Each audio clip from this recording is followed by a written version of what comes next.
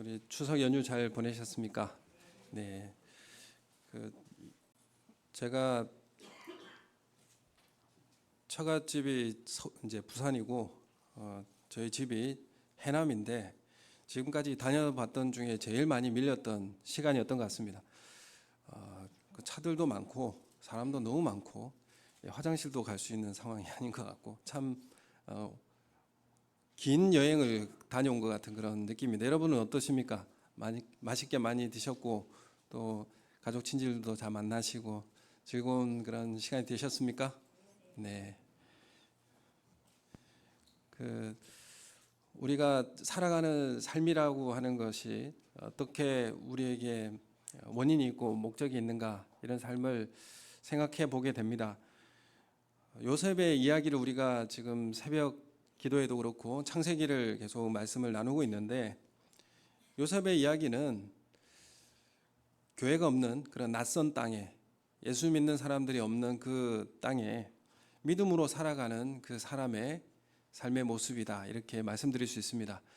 시대가 거듭하면서 가족들 중에서도 예수 믿지 않는 사람들이 더 많이 늘어나는 상황이고 또 직장에서도 그리스도인들이 이렇게 숫자가 예전 같지 않는, 그리고 자녀들 같은 경우에는 학교에 반해서 5%도 안 되는 그런 기독교인들, 그래서 절대 다수가 무신론자들이 있거나 아니면 기독교인이 아닌 그런 사람들 사이에서 살아가는 오늘 이 시대를 맞이하고 있습니다.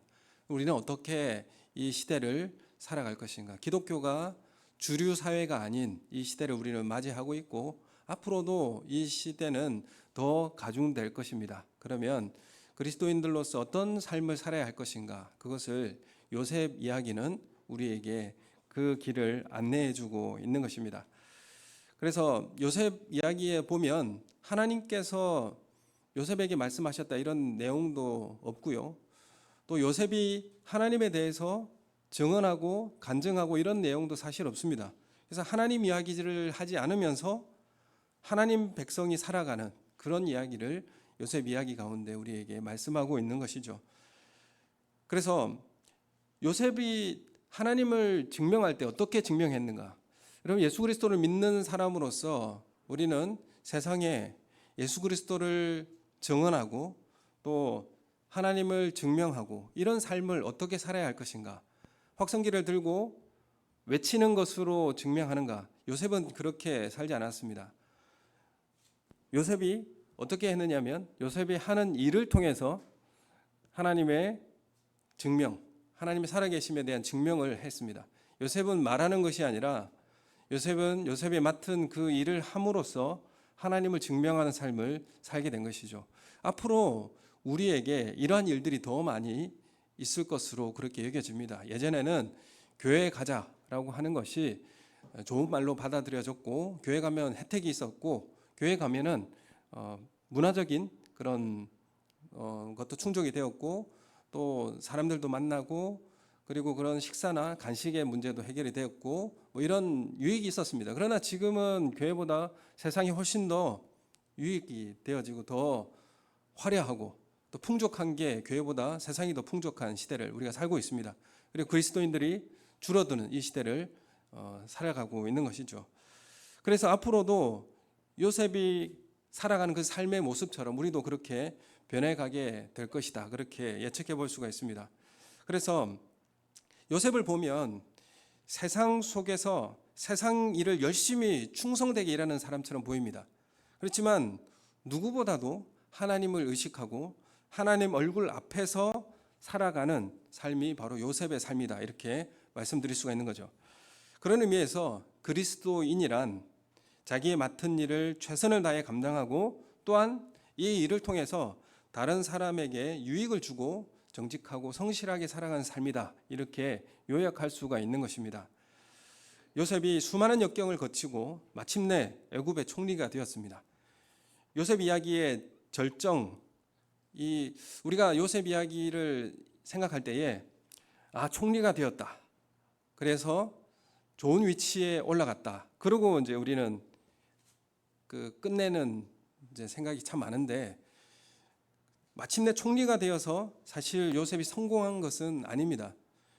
힘들고 어려운 처지에서도 열심히 하나님을 의지하고 기도했더니 하나님께서 복을 주셔서 마침내 높이 세우셨다라는 것이 사실 지금까지 우리가 생각했던 전형적인 그리스도인의 성공 스토리였습니다. 근데 높은 위치에 올라가고 높은 자리에 올라갔다고 해서 그것이 그리스도인으로서 성공한 삶입니까? 라고 한번 질문해 볼 수 있는 것입니다. 진정한 하나님의 역사는 마침내 성공해서 부자가 되고 출세하는 데서 끝나지 않습니다. 그 사람이 그 자리에 올라서 무엇을 했느냐, 이게 중요한 거죠. 그 사람이 그 자리에서 무엇을 했느냐. 요셉이 그 위치에서 하는 일을 통하여 하나님을 증명하는 삶을 살았습니다. 그럼 우리는 그 위치에서 무엇을 했느냐가 중요한 문제가 되는 것이죠. 어느 위치에 올랐느냐가 중요한 문제가 아닙니다. 그래서 그 자리에서 그 부를 가지고 그 힘을 가지고 어떤 일을 했는가를 통해서 뭐가 나타나게 되는 것입니까? 하나님의 뜻이 나타나게 되는 것입니다. 그래서 우리의 하는 일을 통해서 하나님의 일하심이, 하나님의 뜻이 나타나지기를 예수님의 이름으로 축원합니다. 여러분이 맡겨주신 이 일을 통해서 하나님의 뜻이 나타나고 하나님을 증명하는 삶을 살아가게 되는 것입니다. 이 시대가 바로 그런 시대를 맞이하고 있는 것입니다. 총리인가 노예인가, 이게 중요한 문제가 아니에요. 우리에겐 중요한 문제이겠지만은 하나님 앞에서 이게 중요한 문제가 아니라는 거죠. 대기업에 들어갔는가, 전에도 말씀드렸듯이 의사가 판사가 전문직 영향력 있는 지위에 올랐느냐가 중요한 문제가 아니라는 거죠. 목사가 되고 장로가 되고 권사가 되고 직분을 맡았느냐가 사실 중요한 문제는 아닙니다. 그 자리에 올라가기 위해서 열심히 노력하는데 그 위치에서 뭘 했느냐, 이게 중요한 것입니다. 여러분, 우리가 어디에 있든지 어떤 일을 하느냐, 이 일을 통해서 하나님의 뜻이 드러나고 하나님이 증명되는 그런 삶을 살아가게 될 줄로 믿습니다. 총리라는 자리에 가서 맡은 일을 어떻게 감당했고 노예의 자리에서 맡은 일을 어떻게 감당했느냐, 이게 그리스도인으로서의 성공의 척도가 되는 것입니다. 거기에서 평가를 할 수가 있게 되는 것입니다. 영향력 있는 위치가 따로 있는 게 아니라 목사가 되면 영향력 위치 분명히 있긴 한데 영향력 있는 사람이 되는 것입니다. 목사가 된다고 해서 다 영향력 있는 게 아니죠. 그 영향력 있는 위치에서 어떤 영향력 있는 사람이 될 것인가, 이게 더 중요한 문제인 것입니다. 우리가 위치, 교회에서 직분을 맡고 또 우리가 직장에서 어떤 삶의 위치를 점유하고 일을 하고 있지 않습니까? 거기에서 나는 어떤 영향력 있는 사람이 될 것인가, 하나님을 어떻게 증명하고 하나님의 뜻이 어떻게 나타나도록 살아갈 것인가, 이게 우리에게 중요한 숙제로 남아 있는 것입니다. 그래서 영향력 있는 사람이 되기 위해서는 하나님과 함께하는 사람이 되어야 된다, 이렇게 요셉 이야기는 우리에게 말씀하고 있습니다. 그래서 요셉은 하나님이 없는 것처럼 살아가지만 하나님 앞에서 하나님과 함께하는 삶을 살아간 것이죠. 그래서 그런 삶을 살아갈 때에 영향력 있는 사람이 된 것이에요. 노예의 위치에든 감옥에 갇혔든 총리가 되든 하나님의 영향력, 하나님의 살아있는 존재를 증명하는 그런 삶을 살게 된 것입니다. 그래서 하나님과 함께하는 사람은 그가 성실하게 함으로 다른 사람을 복되게 하는 일을 하게 됩니다. 많은 사람을 살리게 되는 것이죠. 우리가 하는 일을 통해서 사람이 살아야지, 우리가 일을 하는 것을 통해서 일을 하면 할수록 사람이 상처받거나 우리가 일을 하면 더 열심히 하면 할수록 사람이 죽어가면 이게 잘하는 일이 아니지 않습니까? 이를 하나님 앞에서 하나님의 뜻에 함께함으로 성실하게 감당할 때에 많은 사람이 복되게 하는 일을 해야 그게 올바로 일을 하는 것이죠. 그래서 요셉이 보디발의 집에 있을 때도 그 집안이 모두 다 복을 받고 하나님의 형통을 누렸습니다. 보디발이 인정할 정도였고요. 감옥에 갇혔을 때도 그 감옥이 복을 받았습니다. 그러니까 어디에 가든지 어떤 위치에서든지 열심히 성실하게 하나님 앞에서 행함으로 많은 사람들이 복되게 하는 일, 이것이 하나님의 뜻을 드러나게 하는 일이다, 이렇게 말씀드릴 수가 있는 거죠. 요셉이 총리가 된 것은 끝입니까? 요셉이 이제 총리가 되어서 이제 다 이루었다 이렇게 끝나는 문제가 아니죠. 고난과 훈련을 다 통과하고 나서 비로소 총리가 되어서 이제부터 하나님의 뜻하신 일을 할 수 있게 된 겁니다. 거기에 가서 이제부터 하나님의 일을 할 수 있게 되는 시작을 열어가게 된 것이죠. 거기서부터 시작입니다. 여러분, 우리 동화책에 보면 신데렐라 이야기가 있지 않습니까? 신데렐라는 계모와 언니들의 괴롭힘을 당하다가 요정의 도움으로 무도회에서 만난 그 왕자님과 결혼을 하게 됩니다. 결혼하고 나서 그 이야기가 끝나죠. 결말이 결혼으로 끝납니다. 결혼하면 사실 이야기가 종결이 되는데, 결혼하고 나서 신데렐라가 행복했을까에 대한 궁금증이 있죠. 행복하게 잘 살았을까요? 신데렐라 이야기의 결혼 이후의 삶에 대해서는 말이 없어요. 그래서 대부분 사랑의 그 결실은 결혼이다라고 이렇게 결론 짓는데, 신앙에 대한 어떤 결실은 높은 지위를 얻는 것이다, 아니면 큰 부자가 되는 것이다, 이렇게 결론 지을 수 있습니까? 이렇게 결론 지을 수 없는 거죠. 결혼하면 사랑을 완성하는 것입니까? 사랑의 결실이 뭐 결혼이라고 하면 그럼 사랑의 끝인가요? 아니죠. 결혼을 해서부터, 거기서부터 시작이잖아요. 거기서부터 사랑은, 성경에도 뭐라고 합니까? 사랑은 오래 참고부터 해야 되는 겁니다. 많이 참고, 많이 용서하고, 많이 인내하고, 이게 사랑의 깊은 완성으로 가는 길이에요. 결혼부터 시작하는 겁니다. 그러면 총리가 돼서 거기서부터 이제 하나님 일을 하는 거죠. 우리가 맡겨진 그 직분에 올라갔다고 해서 그게 끝이 아니라 거기서부터 하나님이 맡겨주신 일을 하는 것입니다. 애굽의 사람도 살리고 가나안 땅에 있는 사람도 살린 일, 이게 바로 요셉이 총리에 올라서 한 일이었습니다. 그래서 하나님이 요셉에게 바로의 꿈을 해석하게 하신 최종 목적이 뭡니까? 총리가 되도록 만든 게 아니라 다가올 재앙을 대비하게 하는 것, 이게 하나님께서 요셉에게 하게 하신 목적이었습니다. 일이었습니다. 그래서 요셉은 풍년 때 거둔 많은 곡식을 잘 모아서 저장해 두었다가 이후 7년에 걸친 엄청난 흉년이 닥쳐왔을 때에 그동안에 저장해 둔 곡식을 굶주림으로 죽어가는 수많은 사람들을 살리는 그 모아둔 곡식이 생명줄이 된 것이죠. 그래서 많은 사람들에게 유익을 주었고 많은 사람들을 살리게 된 그 일을 한 것입니다. 이 일을 하게 하기 위해서 하나님은 요셉을 총리가 되게 하신 거예요. 총리가 되어서 하게 한 일이 중요한 겁니다. 기근이 진행되면서 애굽 사람들이 곡식을 사기 위해서 요셉에게 나왔습니다. 애굽 백성들이 요셉에게 곡식을 사기 위해 나왔어요. 그래서 돈을 다 지불하고 가지고 있는 돈 다 들여서 곡식을 다 사서 먹고 나니까 기근이 끝났냐? 끝나지 않아요. 그래서 이제 돈도 없으니까 뭘 갖다 바칩니까? 이제 가축을 다 바로에게 줍니다. 가축과 이제 곡식을 받아와서 또 먹죠. 근데 기근이 끝나지 않아요. 이제는 사람과 땅밖에 남아 있지 않습니다. 그래서 곡식이 없는데 사람이 죽으면 땅이 무슨 필요가 있습니까? 그래서 요셉에게 나와서 우리가 바로의 종이 되겠습니다. 그리고 땅도 팔겠습니다. 그래서 우리가 이 땅에 뿌릴 수 있는 종자를 주십시오. 그래서 우리가 씨를 뿌리고 거기에 대한 그 소작농으로 살아가겠습니다. 이렇게 고백하면서 곡식을 받아갑니다. 그래서 결국에는 어떻게 됩니까? 애굽 사람들은 자기 땅과 몸까지 바로에게 팔아서 곡식을 얻었고, 그렇게 해서 긴 흉년을 견뎌내게 되었습니다.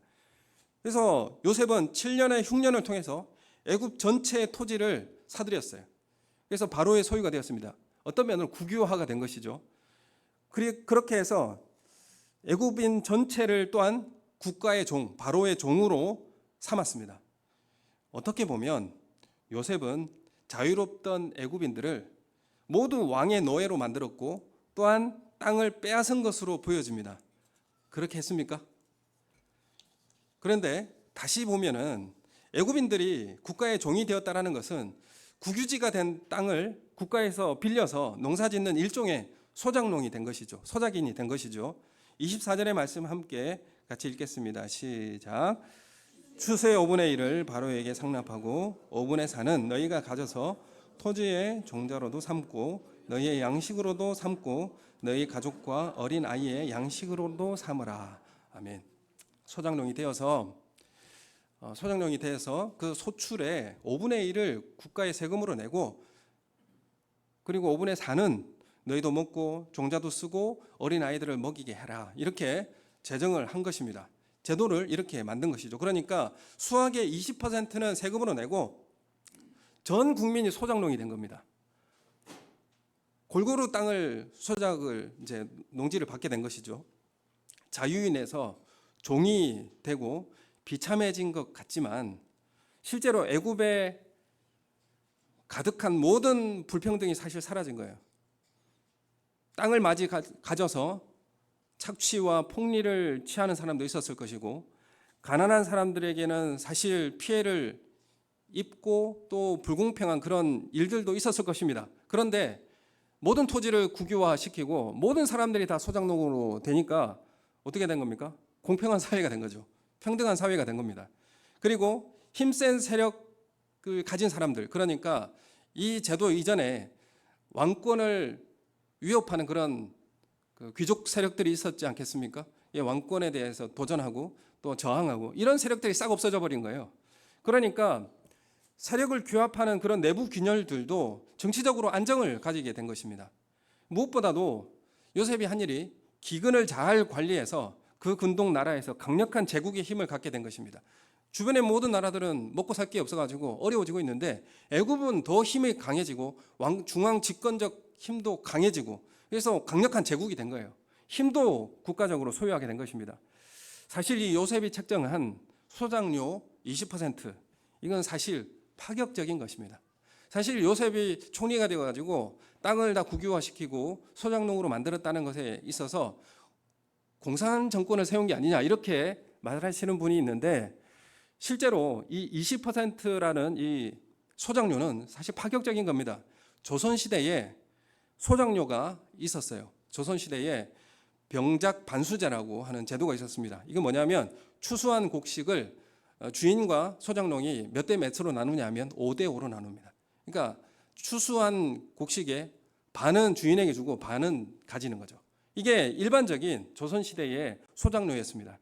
근데 이게 조선 말기에 가서 70%를 주인에게 내야 되고 80%를 내야 되는 이런 지경이 되자 어떤 난이 일어났습니까? 홍경래의 난이라든지 동학 농민운동이 일어나는 그런 원인이 되었던 거죠. 그래서 이런 사실을 고려해 본다면 그 애굽 시대 이집트에 요셉이 살았던 그 시대는 몇 년 전인가요? 조선 시대 뭐 500년 전이라고 이야기한다면 애굽 시대라고 하면 4,000년 전의 일이었습니다. 4,000년 전에 수확의 5분의 1, 20%를 소작료로 내는 애굽인들에게는 부담을 가지고 억울한 것이 아니라 오히려 국가가 고용한 공무원이 되어서 국가를 위해 열심히 일하는 그런 사람들이 된 것입니다.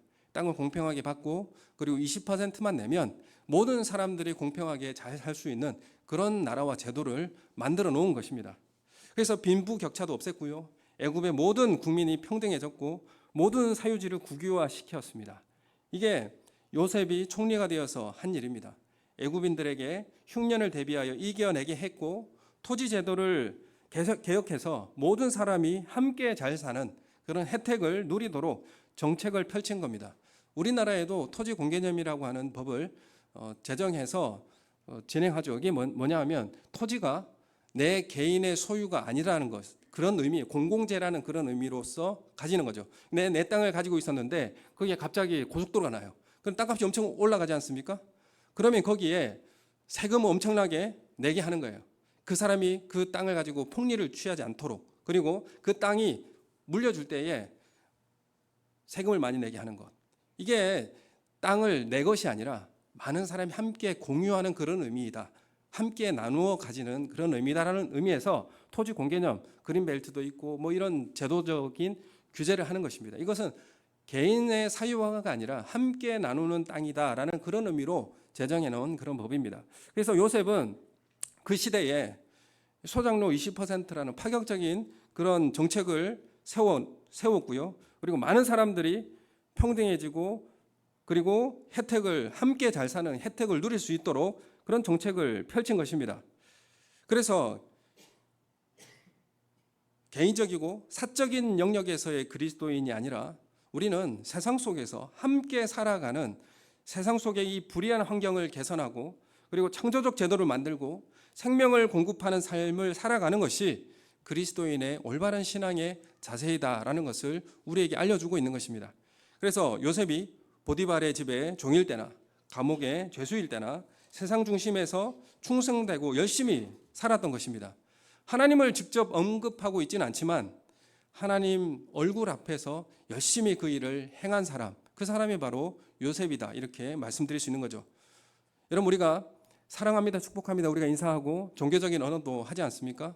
승리하십시오. 종교적 언어를 쓰지 않아요? 여러분 종교적인 말은 요셉이 하고 있지 않지만 사람을 실제로 사랑하고 그리고 하나님의 형통의 복을 누릴 수 있도록 혜택을 준 사람이 바로 누구냐 하면 요셉이었습니다. 말로써 하나님께서 나에게 이런 기적을 행하셨다, 하나님께서 나에게 이런 혜택을 주셨다, 이렇게 말로써 하나님을 증명하는 것이 아니라 실제로 사람을 사랑하고 실제로 그 사람들이 생명을 누릴 수 있도록 그 삶을 살아가게 제도를 개선하고 많은 사람의 혜택을 누릴 수 있도록 그렇게 했던 사람이 요셉이었던 것입니다. 여러분, 우리가 그리스도인이라고 하면 어떤 삶을 살아야 할 것인가? 우리에게 요셉이 이 길을 제시해 주고 있는 것입니다. 어떻게 보면 청지기로 살아간다라고 하는 것이 교회 공동체 안에서뿐만 아니라 교회와 무관한 세상의 영역에서도 동시에 청지기로 살아가야 한다는 것을 우리에게 말씀하고 있습니다. 청지기라고 하는 것이 뭡니까? 종이죠. 가정집의 종으로서의 총리, 뭐 그런 의미입니다. 그 책임자.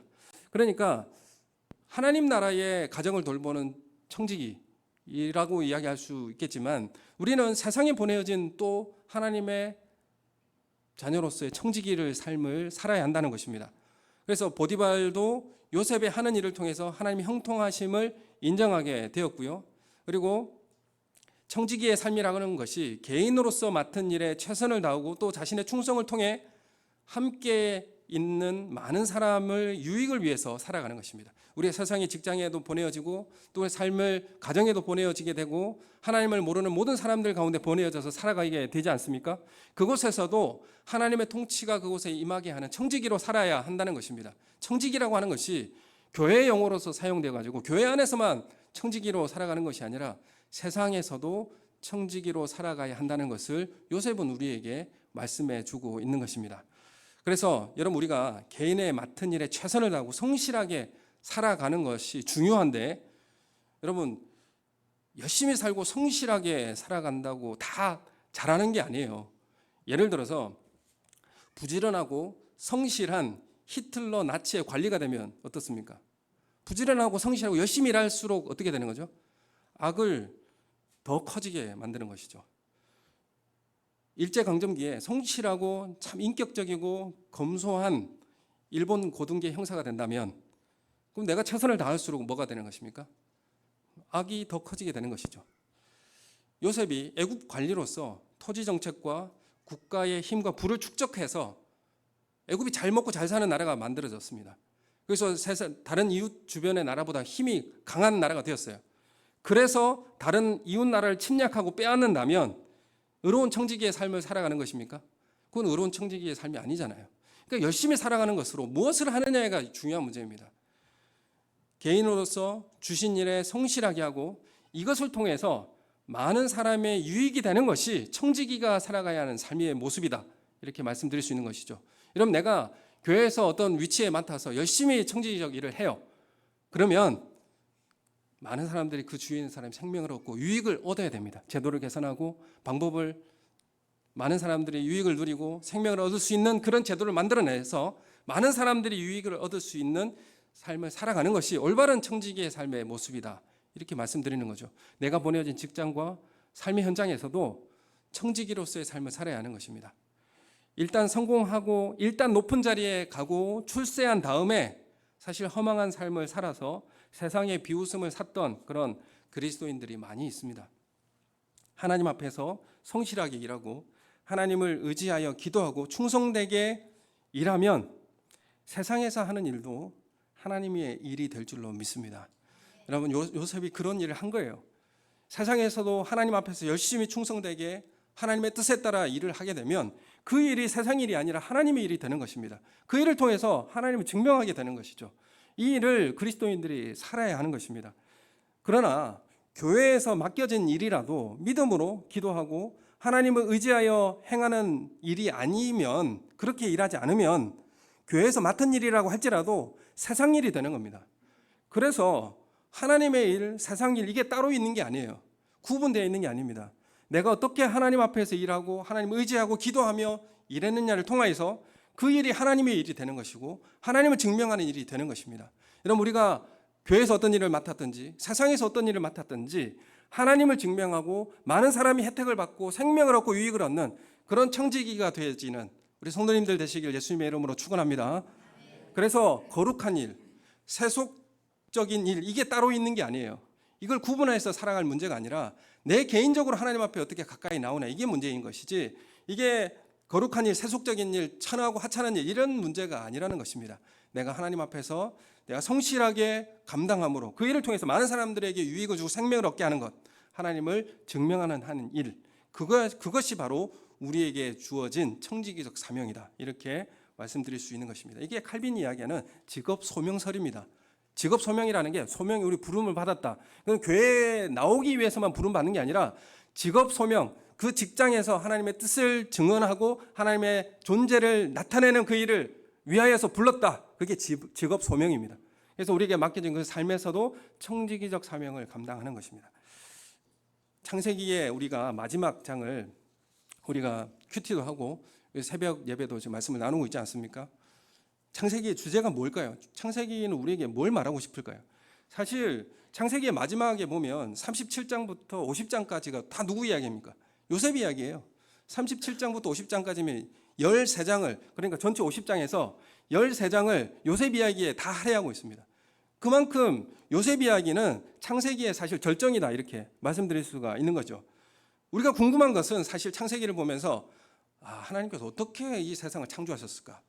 어떻게 세상을 창조하셨을까? 이게 사실 우리 궁금증인데, 근데 창세기는 어떻게 창조하셨는지 말씀 안 하세요. 하나님 말씀 안 하시고 무슨 말씀을 하시냐면, 내가 왜 너희를 창조했는지 그 목적을 이야기하고 있는 겁니다. 왜 너를 창조했느냐? 왜 너를 창조해서 세상에 보냈느냐? 왜 너를 불러서 교회에 보냈고 세상에 보냈느냐? 이 목적을 이야기하고 있지, 어떻게 창조했습니까? 이걸 말하고 있지 않는 것이죠. 근데 우리는 다른 방법으로 창세기를 읽으니까 하나님의 뜻을 잘 모르게 되는 거죠. 하나님은 우리에게 나를 왜 창조했고 이곳에 보냈는지를 말씀하고 있어요. 하나님께서 왜 요셉을 불러서 애굽에 보냈고 하나님께서 요셉을 통해서 하고 싶은 일이 무엇인가를 말하고 싶어서 창세기를 쓴 거예요. 그러면 37장부터 50장까지 요셉 이야기가 절정이라고 하면 요셉을 보내서 하고 싶은 일이 무엇인가가 분명하게 드러나고 있지 않습니까? 왜 우리를 창조하셔서 세상에 보내셨는지를, 그 목적을 분명하게 말씀하고 있는 거예요. 세상과 우리 하나님 나라의 청지기적 사명을 살아가는 것, 그것이 우리에게 부르신 목적이다, 이렇게 말씀하고 있는 것입니다. 우리 창세기 45장 5절 말씀 우리 함께 같이 읽겠습니다. 시작. 당신들이 나를 이곳에 팔았다고 해서 근심하지 마소서, 한탄하지 마소서.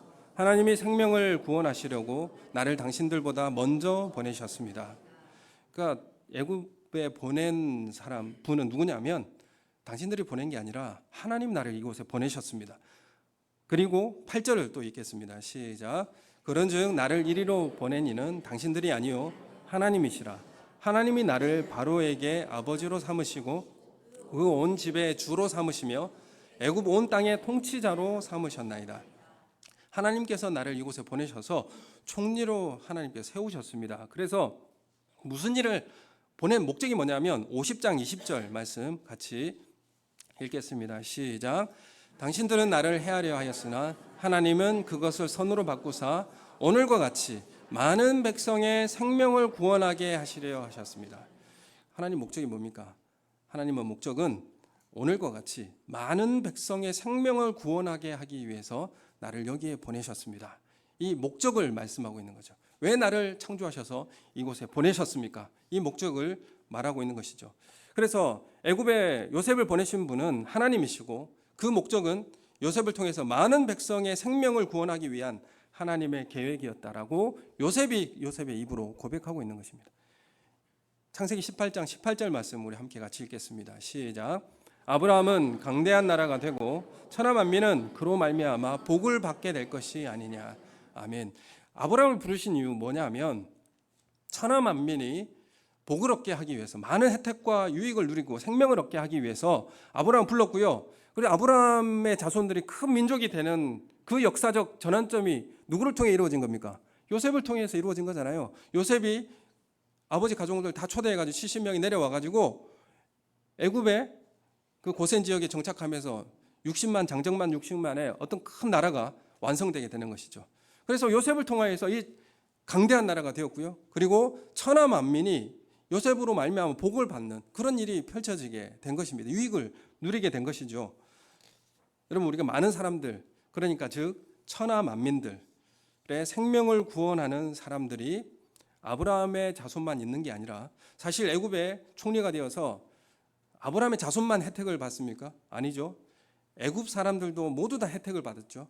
그리고 애굽의 곡식을 사러 온 이방 민족들, 그러니까 하나님 믿지 않는 주의 모든 백성들도 다 애굽에 와서 곡식을 사서 생명을 얻고 혜택을 누렸지 않습니까?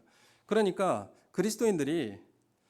그리스도인들만을 위해서 혜택을 누리게 사는 것이 아니라 예수 믿지 않는 사람 모든 사람들을 위한 혜택과, 그리고 그들의 생명을 주고 그리고 구원을 얻기 위해서 우리를 이 땅에 보내셨다라는 사실을 믿음으로 고백하시는 우리 성도님들 되시길 예수님의 이름으로 축원합니다.